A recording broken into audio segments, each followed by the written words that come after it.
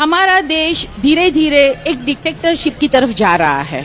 सब मुझे पूछते हैं जब भी मिलते हैं तो कि आपको लगता है कि आपको गुजरात में न्याय मिल जाएगा? एक संजीव भट्ट को अरेस्ट करोगे तो 1 लाख संजीव भट्ट खड़े हो जाएंगे।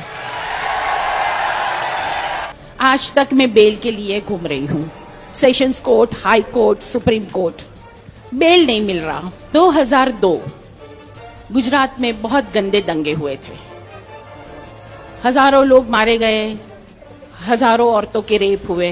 इससे पूरा देश हिल गया है, हमारी पूरी संस्थाएं हिल गई है, फिर चाहे वो जुडिशरी हो, पुलिस डिपार्टमेंट हो, administrative department, election commission, CBI, जो भी हो, सभी ये बेस पे आजकल नाचने लगे हैं।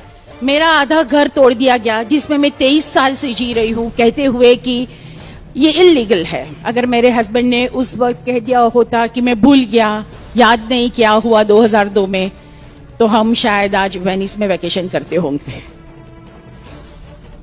मैं श्वेता संजीव भट्ट, ये नाम मैं हमेशा बहुत गर्व से लेती हूँ। मेरे हस्बैंड एक आईपीएस ऑफिसर हैं। यहाँ हम सब लोग जो भी आए हैं, अलग अलग फील्ड के लोग हैं, अलग अलग जगह से आए हैं, मगर एक चीज कॉमन है, हम सब कंसर्न्ड हैं। हम सबको दूसरों की तकलीफ महसूस होती है, वो तकलीफ के लिए कुछ करना चाहते हैं। हम लोग ऐसे एक डेंजरस टाइम से गुजर रहे हैं कि जहां कोई भी आवाज जो उनके साथ सहमत नहीं होती हो, a voice of dissent, a voice of reason, उसको दबाया जाता है। लॉ हर एक के लिए एक होना चाहिए। यूजुअली सब मुझे पूछते हैं जब भी मिलते हैं तो कि आपको लगता है कि आपको गुजरात में न्याय मिल जाएगा? पहला प्रश्न। दूसरा प्रश्न, आप ये लड़ाई लड़ रहे हो तो आपको डर नहीं लगता? ये दूसरा प्रश्न है। दोनों के जवाब मैं क्या दूं ये सोचती हूँ। लड़ाई है, जस्टिस की है, हस्बैंड की है, लड़नी है, सबके सपोर्ट के साथ लड़नी है, डर के नहीं, बहुत बिंदास होके लड़नी है, बेखौफ लड़नी है। हमारा देश धीरे धीरे एक डिक्टेटरशिप की तरफ जा रहा है और हाइट ये है, सैड बात ये है कि हम सबको पता भी नहीं है कि हम इस दौर से गुजर रहे हैं और ऐसा होने वाला है। सब गुम हैं, फोन्स यूज कर रहे हैं, इंटरनेट यूज कर रहे हैं, मूवीज जा रहे हैं, क्योंकि हमें ये नहीं छूता। ऐसा मत सोचिए, जो चीज आज दूसरों के लिए प्रॉब्लम है वो आप लोगों के साथ कभी भी हो सकती है। सो इकट्ठे रहिए, साथ रहिए, हर एक चीज को डिटेल में समझने की कोशिश कीजिए। आप यूथ हैं, सब कहते हैं कि आप फ्यूचर हैं इंडिया का। मैं कहती हूं कि आप प्रेजेंट भी है इस दुनिया का। तो आपके कंधों पे बहुत ज्यादा जिम्मेदारी है सिस्टमैटिकली, बहुत सही तरीके से silence the brave voices of reason and dissent. उसमें से एक बुलंद आवाज मेरे हस्बैंड की भी है। 5 सितंबर को उनको अरेस्ट करके ले गए, कोई रीजन नहीं, कोई नहीं, क्वेश्चनिंग के लिए। किस चीज के लिए? 31 साल पुराने केस के लिए। आज तक मैं बेल के लिए घूम रही हूँ, sessions court, high court, supreme court, bail नहीं मिल रहा। एक अफसर जिसने पूरी ऑनेस्टी से काम किया था, एकदम ईमानदारी से उन्होंने सब कुछ किया, मगर आज संजीव भट्ट और उसका परिवार लड़ रहे हैं। ये क्यों हुआ? थोड़ा पीछे चलते हैं। 2002 गुजरात में बहुत गंदे दंगे हुए थे, हजारों लोग मारे गए, हजारों औरतों के रेप हुए, बच्चों को आग में झोल दिया गया, काफी लोग बेघर हो गए, बहुत बुरा माहौल था, महीनों तक ये चला। My husband was chief of intelligence then in the Gujarat police. हम सब लोग तब चुप रहे, हम सब ने कुछ नहीं किया, आवाज नहीं उठाई। उसका आज ये नतीजा है। एक कम्युनिटी के लोगों को उस वक्त एक साइड कर दिया गया था और पूरा गुजरात शांति से देख रहा था। उनको कोई असर नहीं हुआ, वो लोगों की तकलीफ का असर नहीं हुआ। एक स्टेट पूरा एक साइड कर दिया गया है, उनकी हिम्मत बढ़ गई। पहले एक कम्युनिटी, अब एक पूरा स्टेट, और हम आज भी चुप हैं। वो लोग बहादुर होते जा रहे हैं, पावरफुल होते जा रहे हैं, नीडर होते जा रहे हैं, और हम खुद से प्रश्न कीजिएगा, जवाब अच्छा नहीं आएगा, और अगर अच्छा ना आए तो प्लीज कुछ कीजिएगा। 2011 में एसआईटी कॉन्स्टिट्यूट की गई, नानावती मेहता कमीशन फॉर्म किया गया। मेरे हस्बैंड उस वक्त इंटेलिजेंस ऑफिसर के बेस पे डिपोज करने गए उधर, और 2002 में जो हुआ, जैसा हुआ, वो सच कहा। उन्होंने ये भी कहा कि नरेंद्र मोदी जी की सरकार इसमें किस तरह से, आइदर बाय डिजाइन और बाय फेलियर और व्हाटएवर, मगर किस तरह ये पूरा माहौल बना, किस तरह ये दंगे हुए, किस तरह इसको कंट्रोल नहीं कर पाए, किस तरह इतने बेगुनाह लोगों की हत्याएं हुई, जान गई। सुबह 11 बजे उन्होंने डिपोज किया, शाम के 5 बजे से उनके सभी केसेस खोल दिए गए। अब एक पुलिस ऑफिसर होता है, वो रेड्स भी करते हैं, गिरफ्तार भी करते हैं, राइट्स भी कंट्रोल करते हैं, काफी कुछ चीजें वो तो उनका काम है। अगर वो हर एक चीज का कोई भी बंदा बाहर निकल के कहे कि मुझे पुलिस ने चांटा मारा, मैं केस करूंगा, मुझे ये राइट में पकड़ा गया, मैं केस करूंगा, और सरकार उसको सपोर्ट करे, ये बात हो गई। आज हम वो 30 साल पुराने केसेस से डील कर रहे हैं। एक ऐसा केस है जिसमें कोई प्रूफ नहीं। अडवाणी जी ने यात्रा निकाली थी 30 अक्टूबर 1990 में। उस वक्त मुलायम सिंह ने शायद उनको डिटेन किया था और लालू जी ने गिरफ्तार किया था, if I am not mistaken. और उस वक्त उन्होंने भारत बंद का ऐलान कर दिया। सभी जगह दंगे हुए, riots were there in the entire country almost. और मेरे हस्बैंड की पहली पोस्टिंग थे, कुछ 24 साल के हुए होंगे वो तब, हार्डली। उन्होंने ना ये किसी राइटियर्स को गिरफ्तार किया है, ना किसी को इंटरोगेट किया है, ना ही किसी की कस्टडी उनके पास थी। उनका तो वो ज्यूरिसडिक्शन भी नहीं था। उनको वहां स्पेशल ड्यूटी में खाली ऑब्जर्वेशन के लिए भेजा गया था। मगर आज 30 साल के बाद जब इन लोगों को संजीव भट्ट चुभने लगे, ये उनका जो डिपोजिशन था, उनकी जो एफिडेविट थी, जिनमें उन्होंने माइनॉरिटीज की साइड ली थी, वो चुभने लगी, तब उनको परेशान करना शुरू कर दिया। उनके सामने काफी केसेस लगाए गए, हमारी सिक्योरिटी बिल्कुल घर से निकाल दी गई, मेरा आधा घर तोड़ दिया गया, जिसमें मैं 23 साल से जी रही हूं, कहते हुए कि ये इल्लीगल है, पुरखों का घर है, मगर फिर भी इल्लीगल है, तोड़ दिया गया। संजीव भट्ट को अरेस्ट कर दिया गया, उनको डिसमिस कर दिया गया, मुझे एक्सीडेंट करवाया।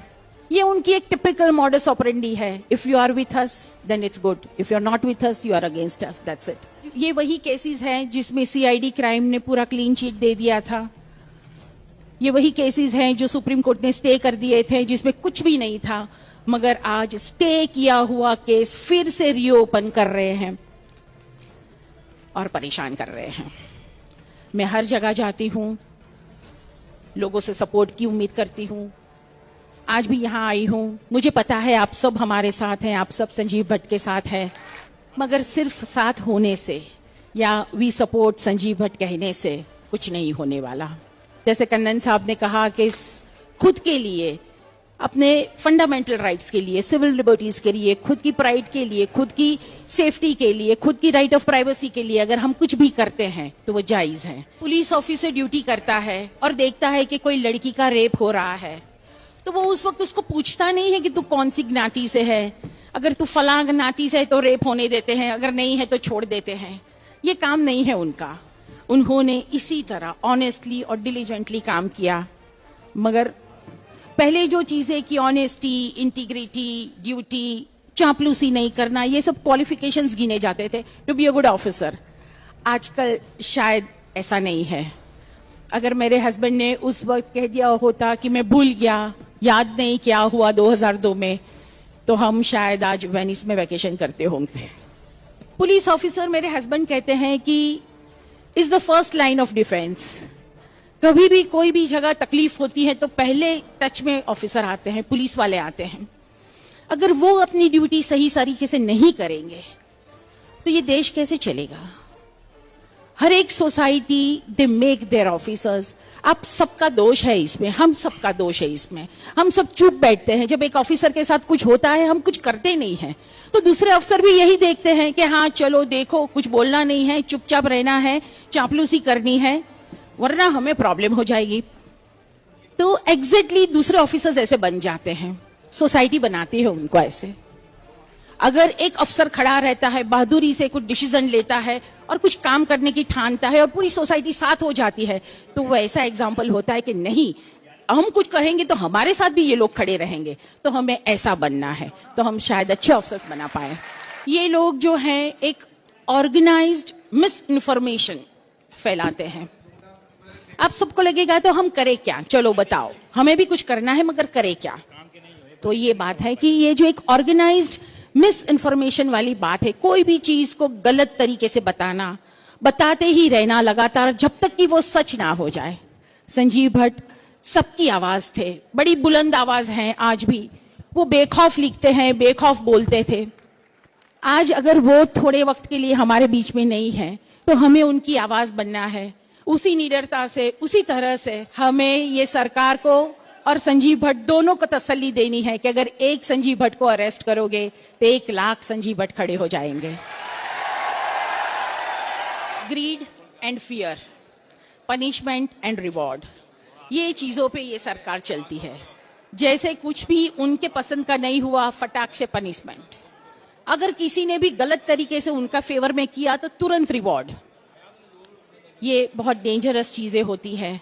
ये सुनने में जितनी सिंपल लगती है उतनी होती नहीं। इससे पूरा देश हिल गया है, हमारी पूरी संस्थाएं हिल गई है, फिर चाहे वो जुडिशरी हो, पुलिस डिपार्टमेंट हो, administrative department, election commission, CBI, जो भी हो, सभी ये बेस पे आजकल नाचने लगे हैं, which is very dangerous. We have to stop it. मेरे हस्बैंड हमेशा कहते हैं कि ये लड़ाई मेरी ही है या मेरे परिवार की ही है, ऐसा नहीं है। ये लड़ाई हम सबकी है और ये लड़ाई कोई 1-2 पॉलिटिशियंस के सामने है वैसी भी नहीं है।